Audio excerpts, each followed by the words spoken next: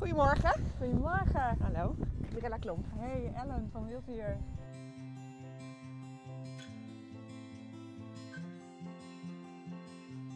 Sadie zit dus met een, altijd op hard substraat. Dus die zitten vast op steenrots op schel Ja. met een houvastje. Ja. Nou, dit is een mooi schijfje. Ja. Dus die zit zijn hele leven lang. Nou, Ja. Deze wordt 3 jaar ongeveer. Zit hij op dit plekje. Ja. Als nu Zeeland een rotskust is geworden. Er zijn hier ook heel veel wieren te vinden.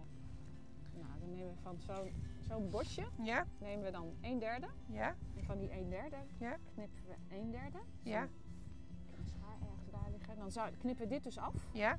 Nou, en dan dit kan weer regenereren.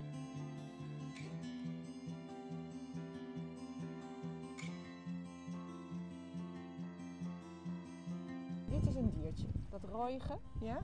dat zijn zakpijpen, kolonievormende zakpijpen. Een diertje. Dat is een diertje. En dit is een zeerasp, dat is ook een dier. En dit is natuurlijk een oester waar het op zit. En dit zijn een soort kreeftachtige zeepokjes. Dus dit is eigenlijk al een